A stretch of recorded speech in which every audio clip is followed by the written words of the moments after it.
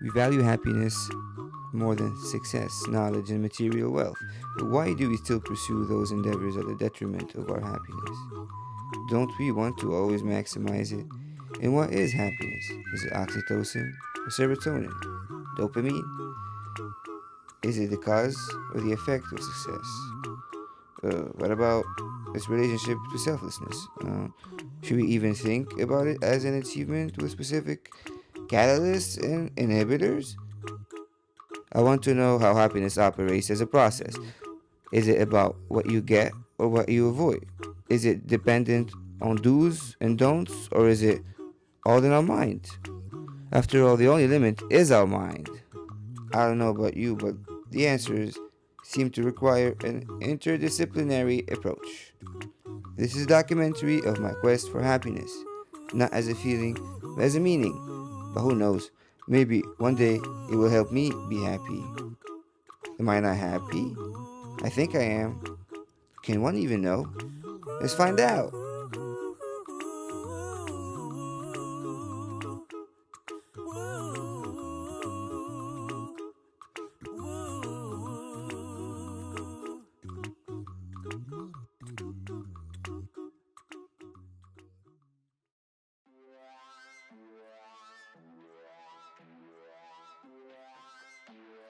On a scale from 1 to 10, how happy would you say you are? Like a 7, 8, around the same number, 7 or 8. Okay, I guess about the same. So 3, 7.5. Okay. I'm probably about an 8 for happiness. I would say 10. Yeah. On a scale from 1 to 10, I'm 8 on the happiness scale. I'm a 5 on the happiness scale. I don't know, like about a 6.5 perhaps. I would say I'm about a 7 right now in terms of happiness. On a scale of 1 to 10, I'm about a 5 right now. Average, I'm averagely satisfied. Mediocrity is everywhere. Don't worry, be happy. Lately, what makes you unhappy? Mostly like being alone, like not being able to like spend time with people. Just stress of work and stuff like that. That's about it, honestly. It's probably work or like making other people like upset. There's not that much things that's making me unhappy, but I would say when I see like a lot of people hanging out with their friends and stuff, because I know that I want to hang out with people, but like with the virus and stuff, I just can't really.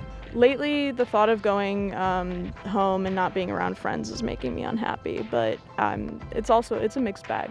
So I wouldn't say it's fully unhappy.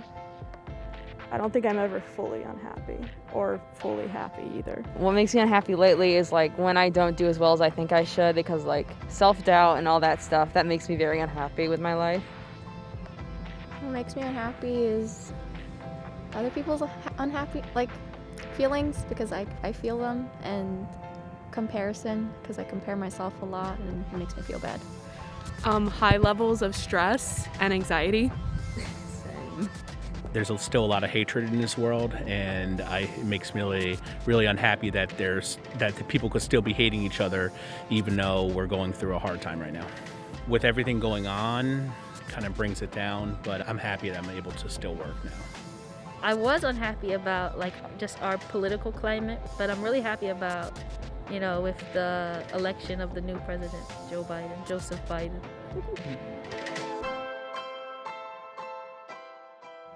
I'm grateful for just the opportunity to just be in this place at this particular time, and it could have happened so many different ways, but it happened this way. Yeah, all the same, and to be able to play music in person. I'm grateful for my life, and that I am grateful that I have what I have, and I'm able to go to school and do what I like and have hobbies and that stuff. I'm grateful that I'm not alone. My sisters. What makes me satisfied is knowing that I could make a difference, that I could be a happier person and help other people. The thing that makes me the most happy is making art. One thing I'm grateful for, I just got paid a lot of money from working my ass off. So that's good. I wouldn't say my life is close to ideal, but I'm satisfied with everything that I have right now. You look happy, don't you? Yes.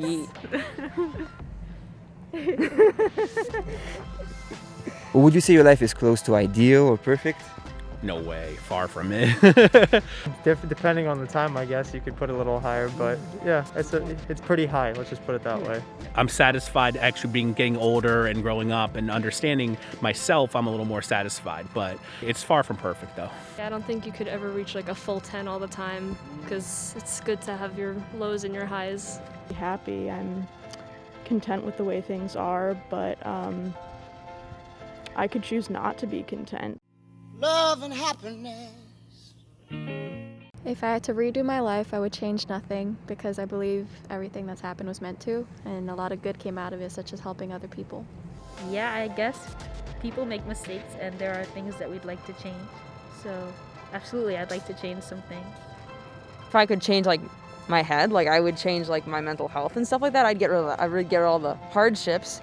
But like I like who I am other than that. There are probably some things that I would like to change about my life, but nothing major. I would basically keep the way it is and I'm happy with it. I guess the one thing I could see that I could change is just being more empathetic towards people and understanding that we're all going through things, and some of the things that we're going through we don't always share with each other. I don't know. No, it's kind of pointless to look back. I think so. Kind of the same answer, because I mean, like, if I changed something, would I be the same person I am now?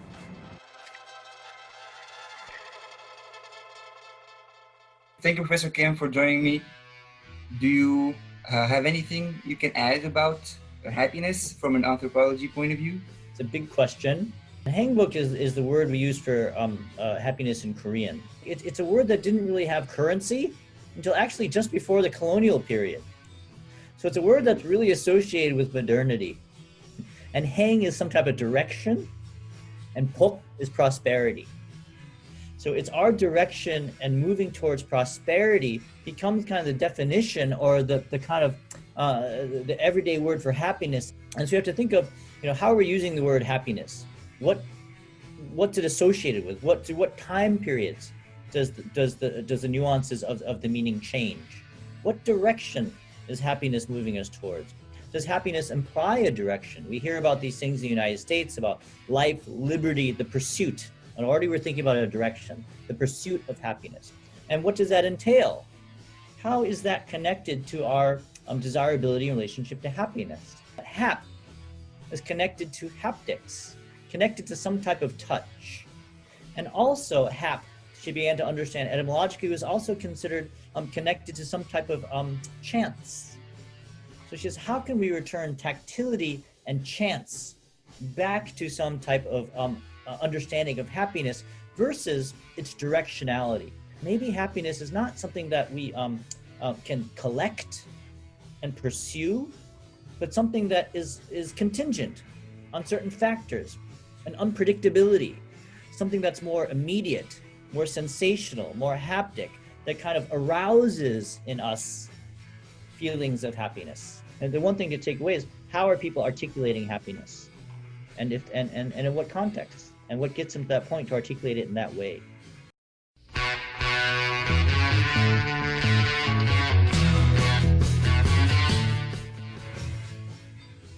I would add, maybe from the sociologist perspective, that my happiness is bound up with my community and with the societies that I'm in. With the onset of social media, technology, also this really racist world that we're living in, right? Very capitalist world we're living in, right? There's certain things that people have grown to understand about the system and themselves. And there's a lot of anger, depression, pent-up feelings. There's also a new understanding over the last, say, 5-10 years or so of the importance of mental health. And that dictates how happy they're able to be, how happy that they want to be, how people are being socialized to even experience. I think that societies have happiness in them, right? Nothing is ever monolithic and 100%, right? So one of the ways that you can, in a society is overall sad, is to also recognize that nobody is 100% sad, right? Or angry all the time. It's just not the case, right? I think the issue is to kind of find those moments, appreciate them, and center them, and value them. It's like people like valuing all the trauma and sometimes or like the sadness and the anger, which is legitimate. And I think those feelings have been repressed for a very long time, and they legitimately have to be expressed.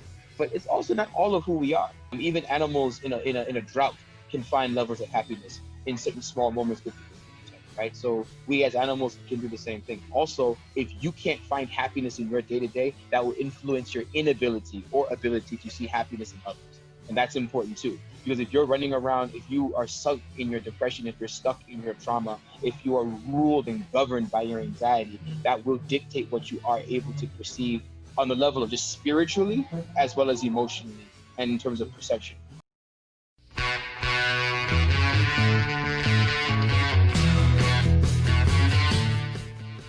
It's really complicated to think about happiness.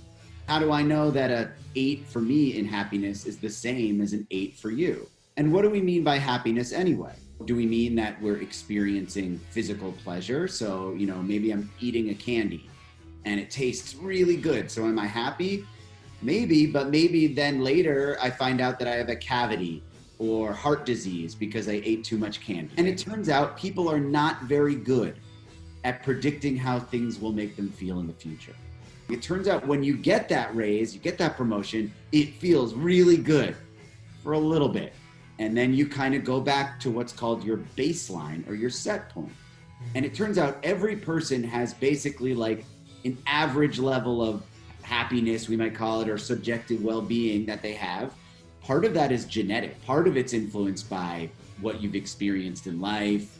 And experiences actually lead to longer term increases in happiness than things for most people. Not for everyone, not in every society, but in kind of the richer Western cultures where people already have on average most of their material goods, taken care of, getting another new phone or a new video game doesn't lead to that long-term happiness. So there's other research showing, by the way, that does money buy happiness? Like, yeah.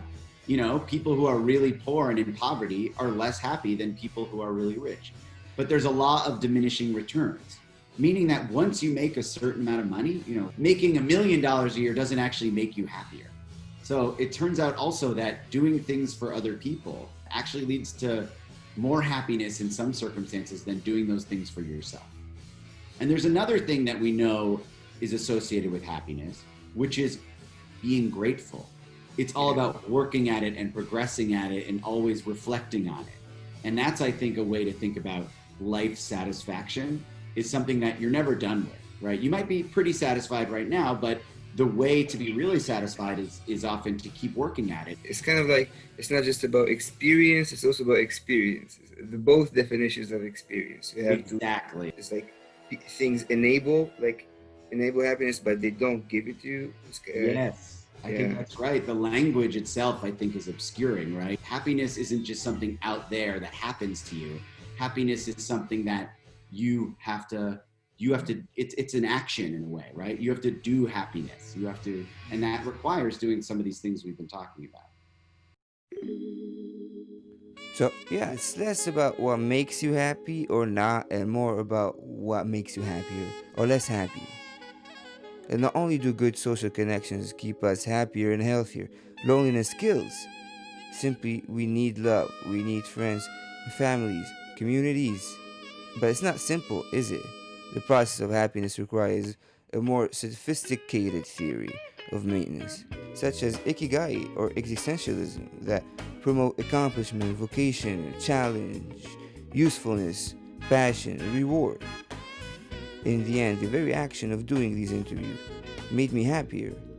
Also, we are happy just by avoiding uncertainty and looking for habit and meditation. That's what makes us hopeful, and gives us purpose, makes us thankful, and gives us gratitude, and helps us learn from our failures. So maybe failure is not the opposite of success after all. And in the end, the very action of doing this film made me happier. So, go do what you love. I suppose. But I don't want to tell you what to do.